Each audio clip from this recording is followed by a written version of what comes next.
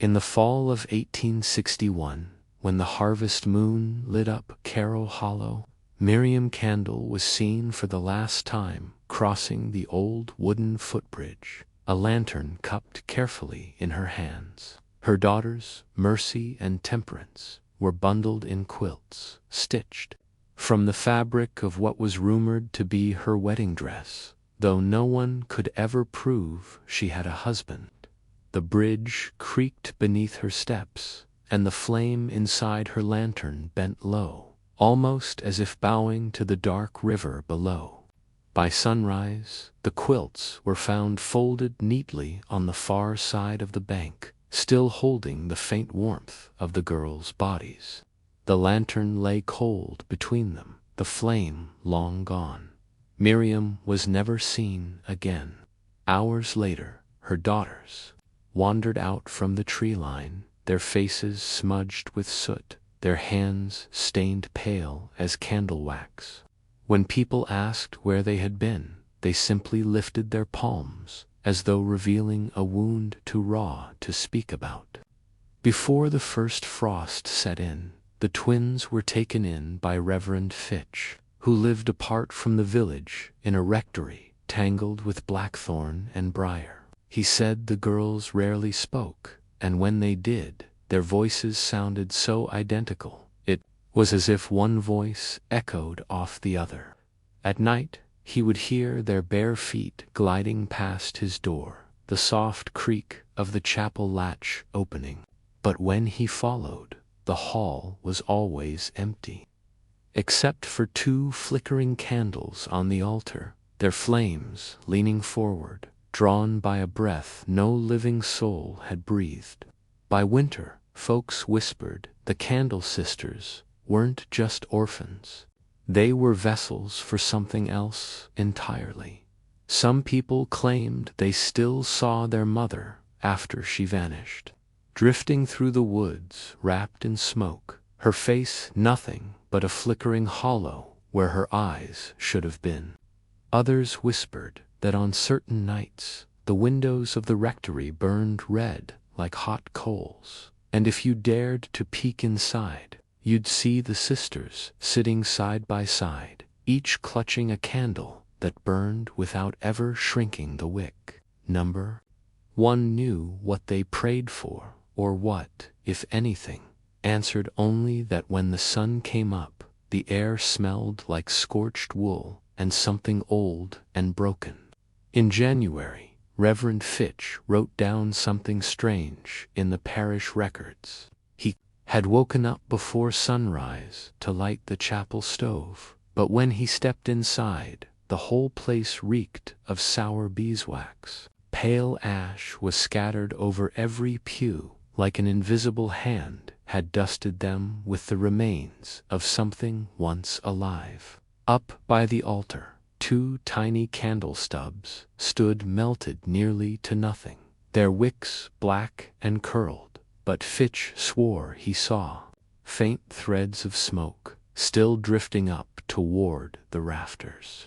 He couldn't explain how the sisters managed to leave those traces behind, or why the sight of those half-burnt candles made his chest tighten with something that felt way too close to sadness. A few days later, Clara Voss, the seamstress, stopped by to drop off some mended clothes. She found the front door cracked open and walked inside without knocking. The silence hit her first, so deep it felt like it swallowed the sound of her breathing. She called out, but no one replied.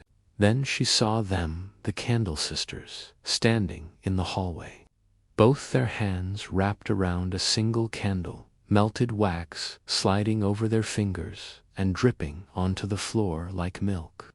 Their faces turned toward her, but their eyes stayed locked on the flame, like only it could decide if she belonged there. Clara backed away and never returned. February brought a thaw, but the orchard stayed frozen, the trees covered in a weird silver no sunlight could melt. Kids who dared to play near the fence swore they could hear a faint humming coming from under The ground, a thin, wavering sound that seemed to rise up straight from the roots. Some even claimed they saw the sisters at dusk, slipping between the orchard rows in matching gray dresses, each holding a candle high like they were lighting the way for something following just behind them. When the last terrified kid ran home, in tears, the villagers decided it was best to stay away. Nobody wanted to find out how much patience the sisters had for the curious. On the last Sunday before Lent, Reverend Fitch finally built up the nerve to ask the sisters to sit with him. In the chapel, he said he wanted to understand what burden they carried, to offer comfort like any man of faith should. But they only tilted their heads and started speaking together in perfect sync. Their voices low and strange, the words soft and flickering, like embers in a dying fire. When the final word faded away, they raised the candle between them and snuffed out the flame with their fingers. The darkness that filled the chapel was instant, deep, and so complete that for a heartbeat, Fitch thought he had gone blind. But when he dared to open his eyes again, they were gone. If you ever find yourself near Carrow Hollow when the first snow falls, you might still spot them, walking side by side along the edge of the orchard, their hands joined by a single flickering flame. And if you feel the warmth of that candle brush, your cheek, don't stop. Some stories were never meant to be looked at in the light. Some prayers should stay unspoken, or they might plant themselves in the quiet spaces between your breaths and take root in your heart. Just keep walking. Don't turn around. The Candle Sisters will find someone else to bear witness. When the thaw came, rumors spread that the sisters no longer needed shelter. A traveling peddler swore he saw them rising from the hollow itself, their hair tangled with pale roots, their skirts heavy and damp, as if they had come up from the ground, not walked across it. When they asked him what kind of look the sisters had on their faces, all he could do was shake his head. He said they looked like someone had whispered a secret to them, one so heavy and dangerous it was eating them alive from the inside out. He never went back to Carrow Hollow after that, and he never spoke their names again. By March, strange letters started showing up at the parish. No return address, no signature, just plain parchment folded once, sealed not with wax, but a greasy smear of tallow. Inside, written in tight, jagged handwriting, there was always the same message: we are becoming what she asked of us. No one knew who she was for sure, but most believed it meant Miriam Candle, their missing mother, whose absence by now felt more real than any presence. The Reverend read the messages aloud to the church elders, but nobody could agree on what to do. When he tried to burn the letters in the chapel stove, they refused to catch fire. The edges only curled and blackened like damp leaves that refused to burn. That Lent the whole parish was haunted by fire. One night, a stable burned to the ground, taking 2 horses and the harness maker's boy who'd been asleep in the hayloft. A shed behind the schoolhouse caught fire and collapsed into nothing, leaving only a charred patch of dirt shaped like a perfect circle. Some people claimed they saw the Candle Sisters nearby, their faces blank and pale, lit by the flames. Others said it was just an accident, a lantern knocked loose, or a chimney left unattended. But the rector's wife whispered, instantly regretting it, that she dreamed of 2 candles drifting through the fields, gliding with the slow, heavy pace of a funeral march. And then, one evening, A farmer named Ellis Wright found himself drawn past the orchard fence, though he'd promised his wife sworn to her that he would never, ever go near that place again. He carried a tin lantern and a jar of oil, telling himself he only wanted to check if the trees had started to bud, nothing more. But when he reached the farthest row of the orchard, he saw them, the Candle Sisters, standing under an old pear tree, their hands wrapped around a thin, flickering taper, so narrow it barely looked like a candle at all. The tiny flame trembled, then flared higher, and in that brief glow he thought he saw someone else, a third figure, kneeling at their feet, head bowed low like they were praying. He didn't wait to be sure, he ran. The next morning, Ellis tried to talk about what he'd seen, but every time he opened his mouth, the words got stuck, the memory slipping away like smoke. Instead, he started leaving small scraps of paper on the chapel steps, bits of his story written down in shaky, uneven lines, hoping the Reverend could make sense of them. One note described how the candle's flame tilted toward the kneeling figure, casting a strange halo that pulsed like it was alive. Another spoke of a voice hidden beneath the soft hum of the orchard, a woman's voice whispering a name he couldn't bring himself to repeat. When the Reverend finally collected the scraps, they were slick with oil, the ink blurred and swimming across the paper, like even the words themselves refused to stay. By April, spring finally reached the hills, but Carrow Hollow stayed cold, stubborn and frozen like winter never left. Frost clung to the ground around the rectory, curling the grass into sharp, brittle spirals that cracked beneath your boots. Kids who wandered too close came back with red, raw hands, saying the air smelled sickly sweet, like flowers left too long to rot. It was during that thaw the Candle Sisters were seen again, standing at the chapel door, their long hair loose and dripping with dew. They knocked once, slipped inside, and by morning the sexton found the chapel slick with melted wax, the pews glistening like the walls had been weeping all night. That Sunday there was no sermon. The whole congregation just sat there in heavy silence, their eyes locked on the empty space in front of the altar where the Candle Sisters had stood. Only a single candle remained, burned down to nearly nothing. Its flame stood tall and steady, untouched by any draft, and no one dared get close enough to snuff it out. When the church bells finally rang, the flame shivered once and then faded all on its own, leaving behind the sharp scent of scorched linen and a silence so deep it seemed to echo off the walls. If you ever find yourself walking through Carrow Hollow when the wind bites cold and the orchard sleeps under a blanket of frost, remember not all spirits drift away in smoke and ash.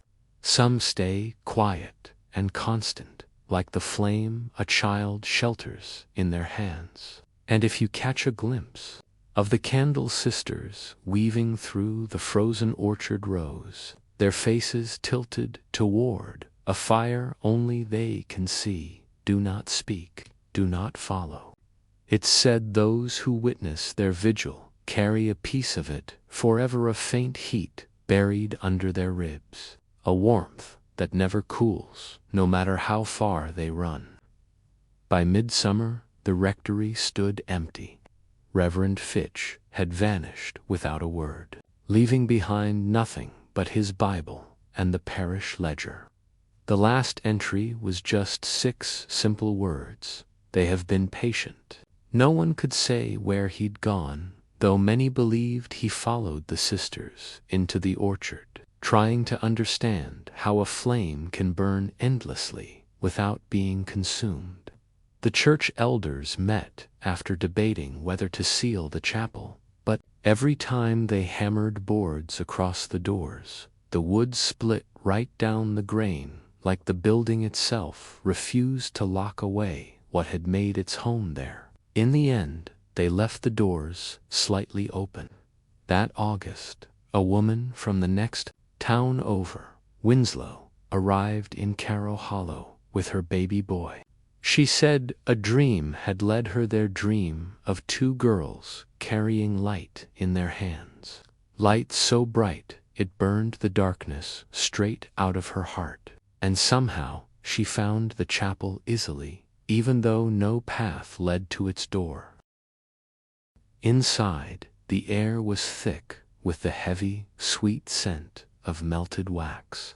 The woman laid her son down on the front pew and whispered her quiet prayer into the empty chapel, her voice as soft as moth wings brushing against glass. But when she turned to lift her child again, she found him fast asleep, his tiny hand curled tight around a small candle stub no one had placed there. In the weeks that followed, more people came. Some arrived as the sun dipped low, others at first light, all of them drawn by the same strange pull they couldn't explain. They brought simple offerings, strips of fabric, locks of hair, small jars of honey, and left them on the chapel floor, humble gifts for something unseen. Every one of them swore that as they stepped back out into the daylight, they felt a warmth bloom in their chest, a quiet peace they hadn't earned and couldn't explain. But not everyone came with gratitude. Two men, carrying lanterns and iron rods, forced the chapel doors wide open, bragging they'd prove the Candle Sisters were nothing but a spooky story. By sunrise, the doors were still swinging gently in the breeze, but the men were never seen again. September brought heavy rains that drowned the orchard, but somehow the frost clung stubborn to every tree. Pale blossoms floated beneath the water like drowned moths, their hair drifting in the current, their hands cupped around a candle burning blue as a star. A fisherman passing through town was so freaked by the story he refused to cross the hollow at all, taking the long way through the hills instead. Later, he admitted that every time he closed his eyes, he saw the candlelight shimmering on the water, and deep down, he knew if he stared too long, he'd see his own reflection staring right back, waiting.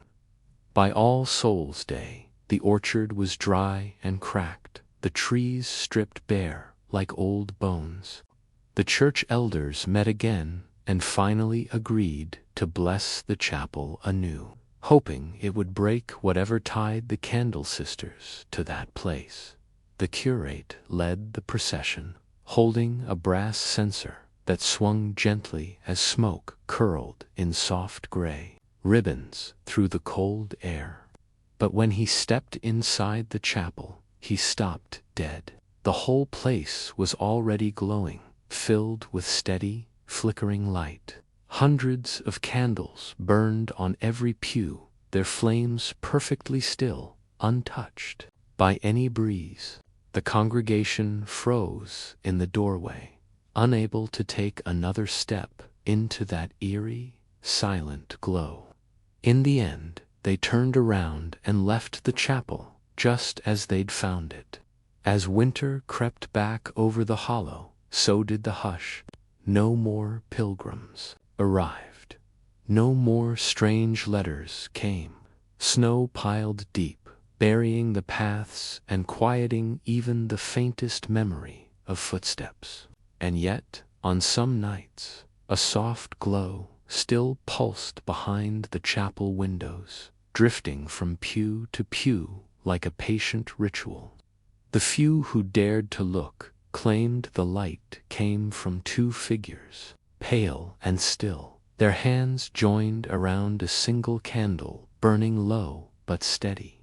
But seeing them left people with a quiet, uneasy dread, the heavy feeling that some stories don't end when the last page turns. If you ever stand at the edge of, you'll see the chapel hunched beneath its snowdrifts, like it's holding its breath. You might even feel the hush close around your throat, thick and heavy, tasting of beeswax and something old and sad. And if you spot the candle sisters drifting through the quiet, their faces calm as they carry that tiny flame, don't call out to them, don't cross the threshold, because anyone who steps inside that circle of light never leaves the same, their heart burning with a heat no prayer can cool. And so their vigil goes on, two sisters tied together not just by blood, but by the flame that claimed them and the silence that came after. If you ever find yourself near that road, and the chapel rises out of the dark like a memory you can't shake, remember this: not every light is meant to lead you home. Some burn only to remind you that darkness has its own loyalty, its own quiet followers, and some candles, once lit, can never be put out. The winter that came after was the longest anyone could remember. Snow drifted so high it buried hedgerows, sealed doorways shut, and pressed down on the chapel roof like it was trying to crush it. For weeks at a time, the road to Carrow Hollow just disappeared, swallowed by endless white, so blank and blinding it erased everything's the path, the trees, even the memory of the world that came before. And yet the chapel stood untouched. People who dared get close spoke of it in low, uneasy voices. They described two thin trails of bare ground leading to the chapel door, as if someone had walked there just moments before, except no one was in sight. It wasn't moonlight reflecting off snow. It was too warm, too alive. Those who lingered swore they heard it, the faint crackle of wicks catching fire somewhere deep inside. One dairyman, lost in the storm one night, said he hid behind a dry stone wall, too scared to go closer. From there, he watched as the chapel door eased open, though the air was perfectly still. From the gaps spilled a strip of candlelight so bright it turned the snow gold all the way to where he crouched. He swore he smelled something sweet, like honey left out in a hot room, and in that eerie quiet he heard faint voices, two girls, speaking in unison, their tones soft and steady, like they were reciting some old lesson no living teacher had ever given them. He promised himself one quick glance, just to satisfy the burning curiosity twisting in his chest, the desperate need to see what no one else dared speak of. But as he leaned out from the wall, the door creaked wider, and in that instant, he finally understood exactly what curiosity costs. Inside the chapel stood the Candle Sisters, exactly like the old stories had promised. Their hands were joined around a single burning taper, its light so fierce it threw their shadows across the walls in long, twisting streaks, tall and wavering, like reeds caught in a storm, their faces tilted toward the flame.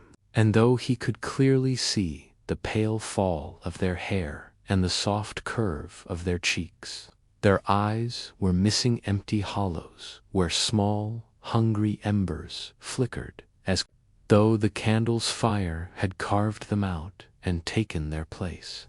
He slapped a hand over his mouth, trying to keep from making a sound, but the whimper escaped anyway, weak and shaky, carried across the threshold and swallowed by the impossible glow. In perfect, eerie unison, the sisters lifted their heads.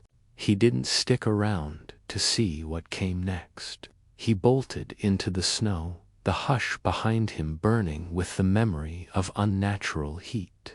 When the thaw finally came, it arrived like someone had exhaled, lifting whatever curse or blessing had been hanging over the hollow in a single quiet breath.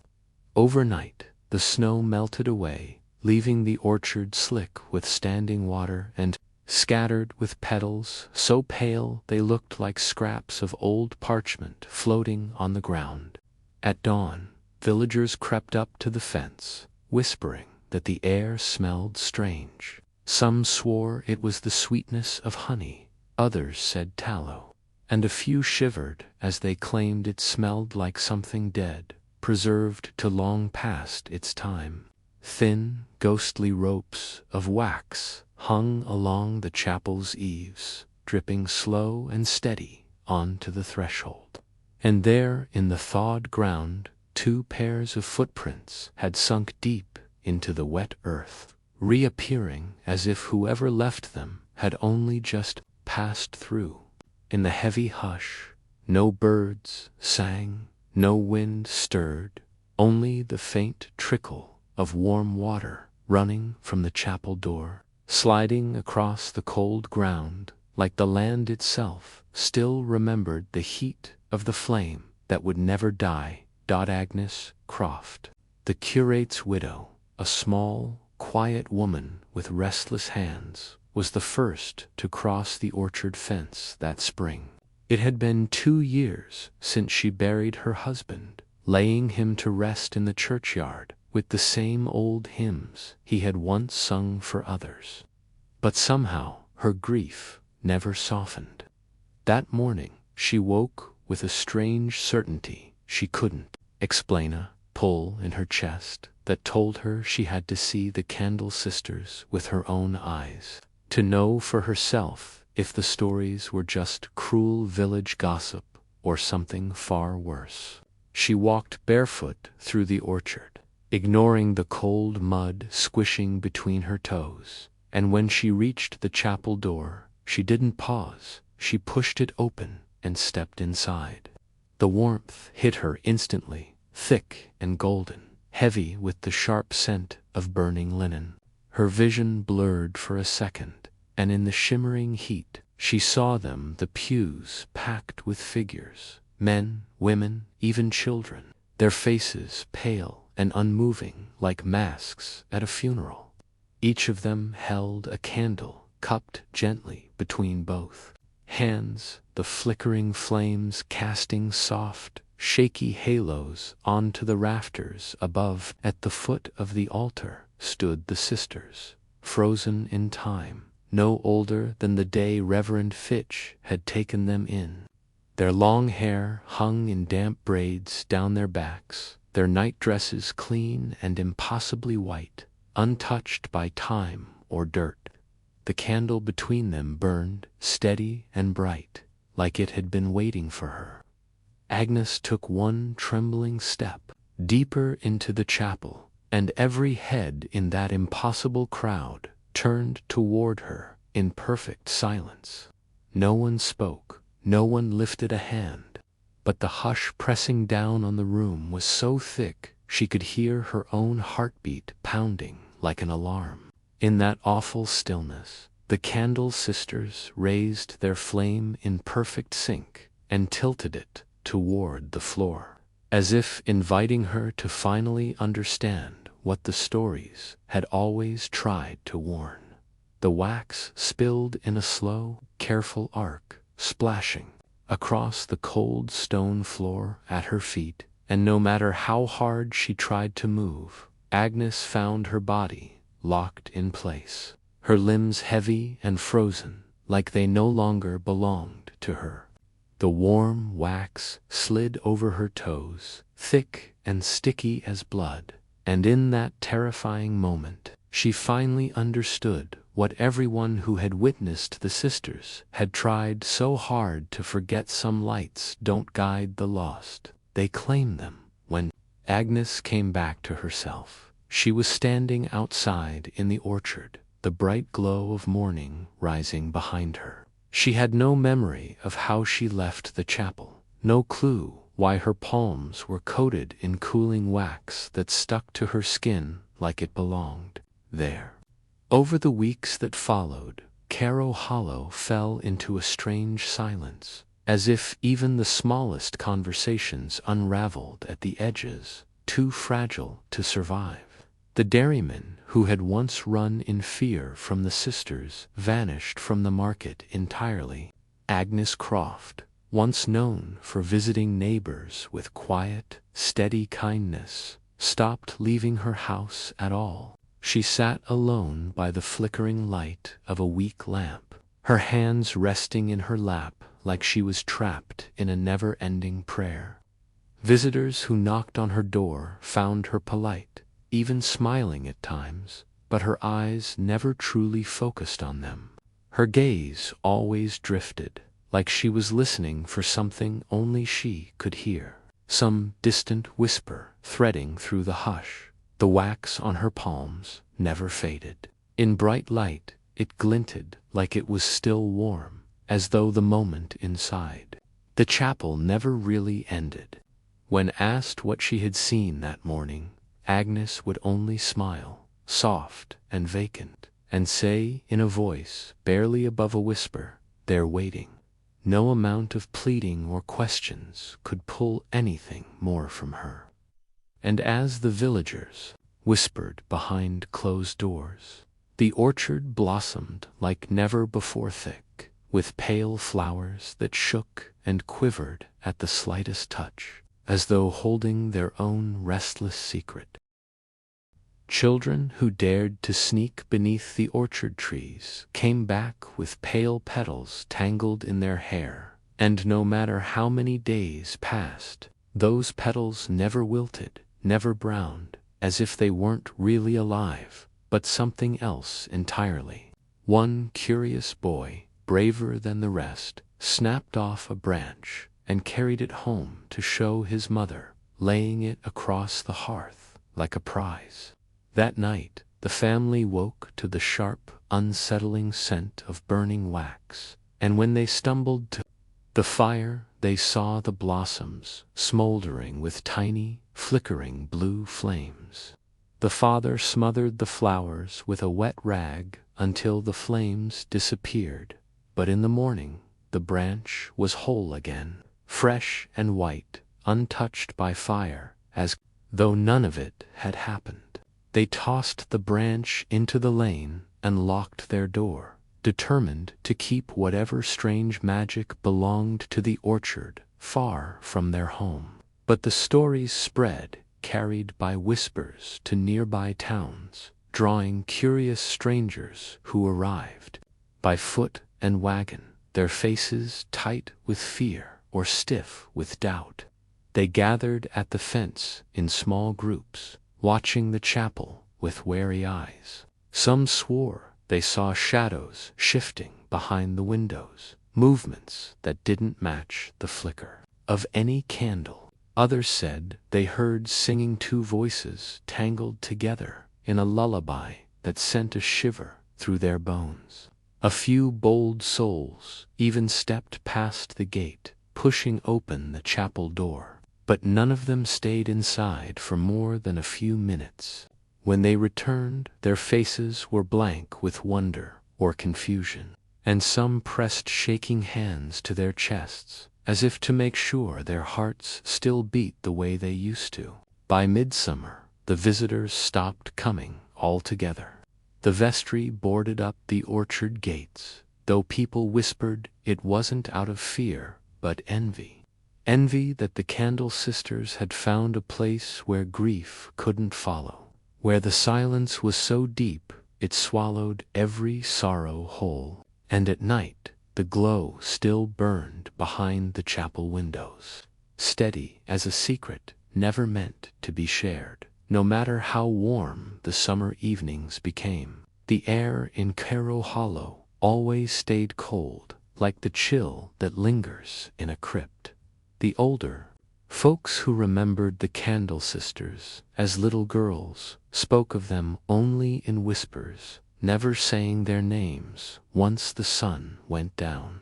And when a candle on a windowsill sputtered out, or a draught crept through the curtains, families would fall, silent, holding their breath, listening for that same eerie hush that had settled over the hollow. A hush that never really went away. After the orchard gates were nailed shut, the whole town fell under a strange kind of peace, but it wasn't the comforting kind. It was the kind that made your skin prickle, like the quiet before a storm you can't see. The chapel stood locked tight, its windows glazed with frost, even on the hottest afternoons. Daring each other, kids would creep up to the warped wooden doors, pressing their hands against them, only to snatch them back in shock when the wood felt warm beneath their palms, pulsing faintly, almost like it was breathing. One boy swore he felt a heartbeat in the boards, slow and steady, like something hidden just beneath the surface. But when he told his father, the man struck him hard and warned him never to speak of it again. Still, at night, the boy would wake, with the taste of smoke on his tongue, a sickly sweetness that made his teeth ache. It was near the end of September when Agnes Croft, the curate's widow, was seen stepping beyond her front door for the first time in months. She still wore her morning dress, the cuffs stiff with wax stains, the hem trailing through the dust. The few who watched her walk toward the chapel said she moved like someone finally sure of where they belonged. She carried no lantern, though the sun had almost vanished beyond the hills. Instead, her bare hands were cupped before her, and nestled between them, flickering, steady and small, burned a flame no wind dared disturb. A farmer, driving his cart, stopped when he saw her, his horse shaking beneath the harness as if sensing something wasn't right.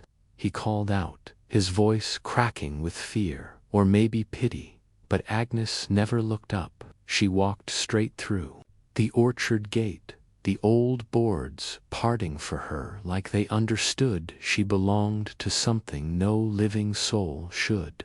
By the time the farmer worked up the nerve to follow, the flame glowing between her hands had disappeared inside the chapel. He only made it as far as the fence, though he later swore to his wife he never even left the road. But deep down, he knew the truth. He had stood hidden among the tall, tangled grass and watched the chapel door creak open for her. From within came a hush so heavy it felt like it pressed down on his chest, thicker than silence, colder than the grave. Somewhere inside that quiet, he heard them two soft voices, bright and warm as candlelight, calling her by name. His hands gripped the fence rail until his knuckles went white. Every part of him screaming to stay put, but some part whispering to step closer. And when the door finally swung shut on its own, he turned and ran, the hush trailing him like a hand brushing his back, pulling him toward something he didn't dare face. No one ever saw Agnes Croft again. There were no wheel ruts from a cart, no footprints in the damp grass, only the faint, sweet scent of melted tallow drifting from the chapel roof, and the quiet understanding that her watch wasn't over it, had only moved behind a door that would never truly close. The villagers tried to tell themselves she had found her husband, that her grief had finally ended. But in their hearts, where the truth always hid, they knew better. The Candle Sisters had taken her, as they would anyone foolish or desperate. Enough to follow the soft glow of their waiting flame. The first frost arrived early that year, covering the orchard in thin silver threads that clung to every branch and never melted, even under the sun. From a distance, it looked as if the trees had been wrapped in ghostly veils. The grass below was brittle and pale, each blade coated in a crackling layer of ice. By mid-October, even the most skeptical villagers avoided the hollow completely. The dairyman, who once delivered milk to the rectory, now made a wide circle around the chapel, whispering to his horse to move faster, never daring to glance toward the darkened windows. But no matter how hard they tried to forget, the hush pressing in from the hollow was impossible to ignore. At night, it drifted beyond the chapel walls, rolling over rooftops and slipping into homes, pressing down on chests, filling lungs like heavy fog. Some whispered that in their dreams they saw the orchard white petals falling like snow. Two girls at the edge of the trees, their hands locked together around a flickering candle, its flame small but persistent, like it was waiting for someone to come closer. It was on one of those nights that the schoolmaster, Henry Broom, decided to do what no one else dared. He told himself it wasn't fear that drove him, but responsibility, the need to end the stories that had his students too afraid to sleep. He grabbed his lantern and a thick walking stick, wrapping his scarf tight against the biting cold. But when he reached the chapel door, the hush hanging in the air pressed so heavy against it that it felt like the entire world had turned solid. And he had to remind himself to breathe. Every step Henry took down the road toward the orchard felt less like a decision and more like surrender, as though the path had been chosen long before him. At the fence, he stopped and drew a slow breath, the air thick with the scent of melted wax and the faint cloying sweetness of something forgotten behind a locked door. He set his lantern on the gatepost and climbed over, his boots sinking into the frozen grass. The hush around him seemed to hold its breath. The chapel door was shut, but a narrow strip of pale light glowed beneath it, steady and cold as bone. His hands trembled as he reached for the latch, whispering to himself that he was ready for ghosts or shadows, or for nothing at all. But as the door creaked open, the heat struck him first, heavy and sudden, curling across his face like air from an open furnace. The pews stretched into the dimness, each holding a single candle, flames motionless, perfect.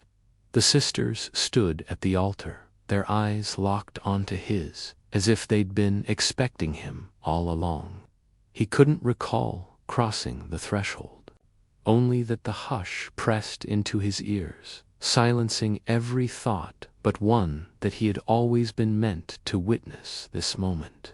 The sisters lifted their candle together, and in its flickering light he saw their faces, no longer young, no longer entirely human.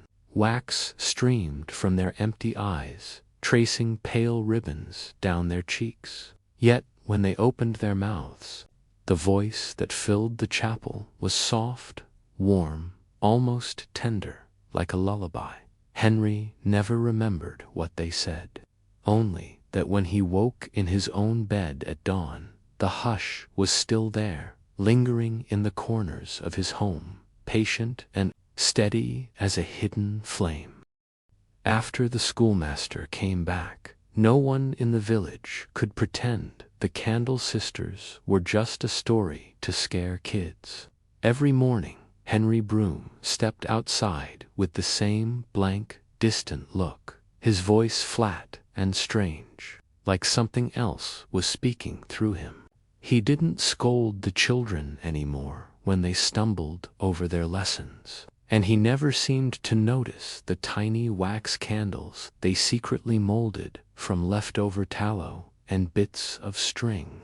The kids whispered that he never really looked at them, just stared at the floor, listening for something only he could hear. He never explained what had happened that night, but the silence around him was proof enough. By November, a thick fog sank into the hollow, curling around fences and rooftops, smothering everything in a heavy, wet cold. It blanketed the orchard at dawn and made walking across the churchyard feel like stepping where you didn't belong. Travelers started to avoid the place, but some still spoke of strange lights drifting through the fog. Soft candle flames weaving between gravestones, pulling at them like invisible strings. More than one person admitted they followed, not knowing why, until the hush settled into their chest and steered their steps. One morning, a tinker who had often passed through the hollow was found standing alone in the orchard, his hands wrapped around a melted candle stub. It hadn't burned in hours, but his palms were raw and blistered, like he'd held it lit the whole time. When the villagers asked him why, he couldn't answer, just turned toward the chapel and cried, his voice brittle and dry, like crumbling paper. The vestry gathered quickly after that, standing beneath the chapel's looming shadow to finally decide what they were going to do.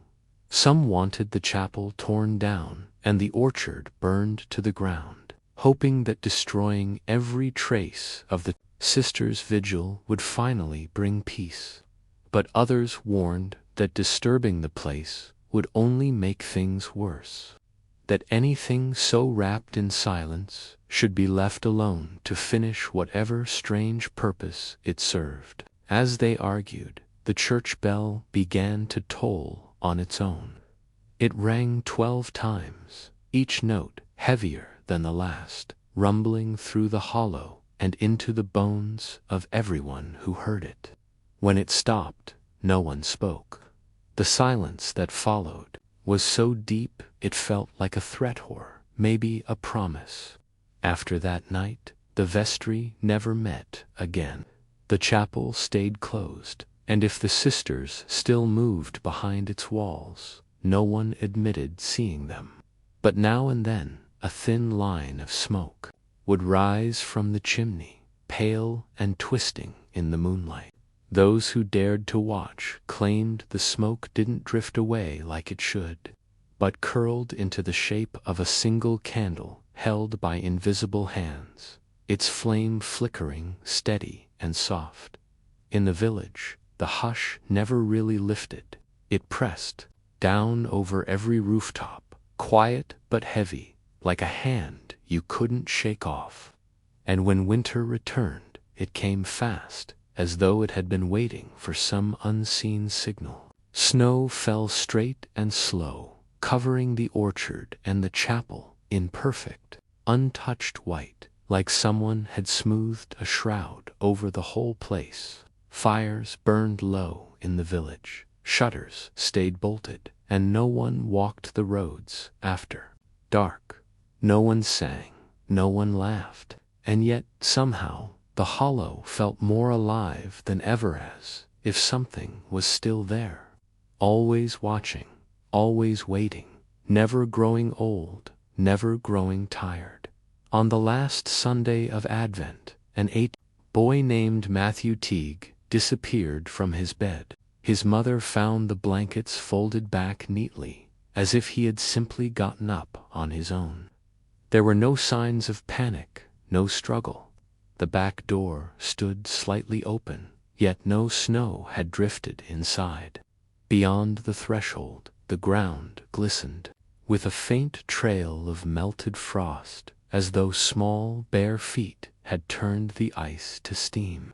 The villagers spread out across the fields by lantern light, calling his name, their voices thin and tight with fear. Near dawn, they reached the chapel. The doors were closed, their hinges coated in frost, but beneath the door, a soft, steady glow spilled onto the snow, warmer and richer than any of the lanterns they carried. The church bell began to toll again, 12 heavy, slow chimes though. No one could see a hand on the rope. Each note sank into the hush, as if the air itself swallowed the sound. When the bell fell silent, not a soul spoke, their eyes fixed on the chapel door, half expecting it to swing open, to reveal either the missing boy or the faces of the sisters whose quiet hold over the hollow had lasted season after season. But nothing stirred, only a thin drift of smoke, curling from the chimney, pale as breath, fading against glass, disappearing into the lightning sky. As the sun climbed above the orchard, the searchers finally dared approach the chapel. They knocked, though none truly believed anyone would answer. Yet, when they pushed gently, the door creaked inward, opening just enough to let them enter together, their hearts pounding in the frozen hush. The villagers lifted their lanterns high as they stepped inside, the warmth of the nave wrapping around them, heavy with the sweetness of melted wax. The pews sat empty, except for the neat rows of burning candles, their flames steady and tall, glowing against the hush of dawn. At the altar stood the sisters, dressed in simple white gowns, their braided hair falling over their shoulders, their hands joined around a single candle that burned brighter than any lantern in the room. At their feet lay Matthew, wrapped in a quilt no one recognized, his small hands folded across his chest. He slept so peacefully that some of the villagers wept at the sight of him, and when he finally stirred, his eyes fluttering open to meet their worried faces, he spoke just one word, his voice distant, strange, as if it didn't belong to him. Remember. That word hung in the air, thick and unmoving, as though even the walls of the chapel held on to its weight. Matthew's eyes drifted shut again, his breathing slipping back into the steady, ordinary rhythm of sleep. The hush in the room deepened, curling along the rafters and pressing into the pews like fog. No one stepped forward. Lantern light flickered in shaky halos, as every heart silently understood the sisters had not taken the boy to harm him, nor to keep him, but to witness something none of them yet understood. It was the dairyman, voice brittle with dread, who finally whispered that the boy should be carried home before the chapel claimed him for good. But even he stayed rooted in place. It was the sexton's widow, her face marked by grief, who finally crossed the nave. As she bent to lift Matthew, the sisters raised their candle higher, and in its sharp, pale light, she saw their faces clearly for the first time, smooth, expressionless, untouched by time and, yet unmistakably not alive in the way any human child should be. The wax that clung to their skin glistened in delicate streams, tracing the curves of their necks and pooling in the hollows of their eyes, where small, steady flames burned with quiet, unsettling hunger. A question formed in the widow's mind, ancient and wordless, as though it had been hidden inside her long before she ever stepped foot in the chapel. Before she could give it shape, the smaller sister tilted her head and smiled, so gentle, so heartbreakingly soft, it struck the widow with unexpected warmth that sank deep into her chest. Without realizing, she dropped to her knees on the cold stone floor, the chill soaking through her skirts, but she barely noticed. In the silence, she felt the boy's tiny fingers curl into hers, and when she looked down, his eyes were open once more, faint light glowing just beneath them. It was in that moment she understood the sisters' vigil was never just a curse. It was a promise, one untouched by death or the slow fading of memory. Some loves, she realized, burn so fiercely they erase grief itself. Some devotions are too powerful to be buried.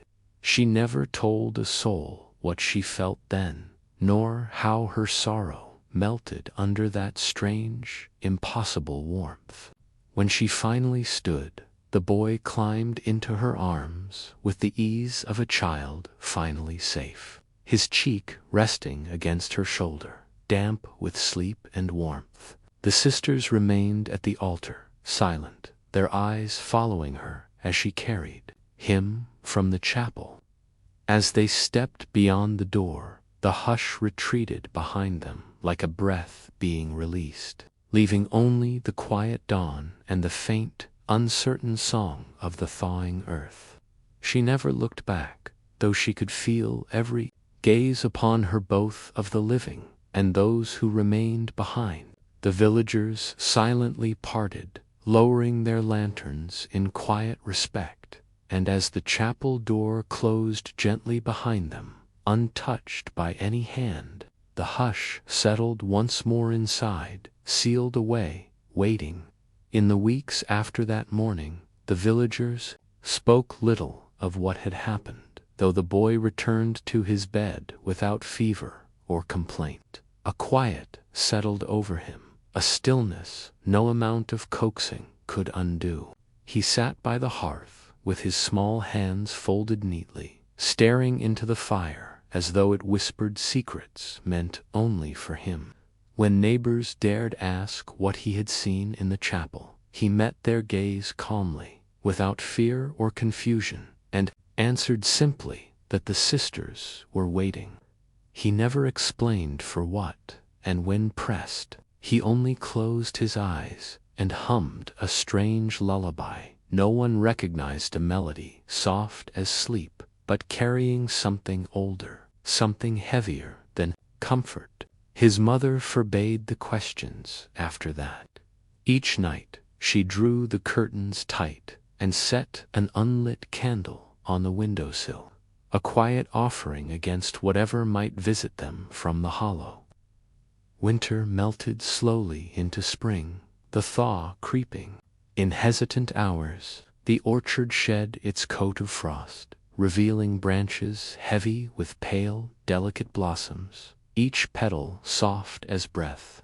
Some villagers, hopeful or foolish, gathered the flowers, believing them proof that the sisters' vigil had finally ended. But no matter how many were plucked, the orchard remained full. Those who kept the blossoms on their tables found they never wilted, their petals flawless and still. Those who pressed them into family Bibles discovered the pages beneath turning thin, the ink fading as though erased by some hidden flame. It wasn't long before most chose to leave the orchard untouched. But on the eve of Whitsun, the curate's bell rang again. No hand pulled the rope. No foot crossed the chapel's worn threshold. The toll drifted through the night, faint and distant, as though it rose from beneath the earth itself. A single note, low and steady, that made every lantern gutter and flicker. And when it faded, the hush returned, thicker than before, curling through the hollow, sliding into every room, pressing itself against the hearts of all who listened.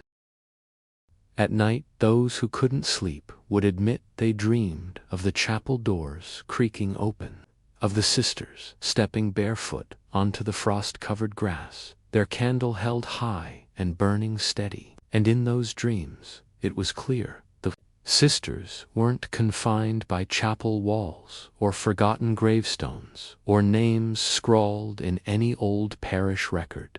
They were held together by one thing: devotion. Devotion to each other, to the endless vigil, and to the memory that had taken root in the silence and refused to die. Over the years, the chapels sagged into quiet ruin.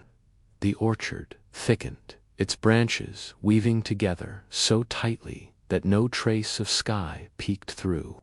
Travelers passing near Carrow Hollow spoke of a flickering flame drifting between the trees, a light that never faltered, no matter the season or hour. Some swore it was a warning, others called it a blessing. But everyone agreed on one thing: the Candle Sisters were still there. In the hush they stood, their faces bathed in the soft glow of a flame that never went out. And if you find yourself walking that road at night and feel warmth brush your cheek, keep walking. Not every light is meant to guide you home.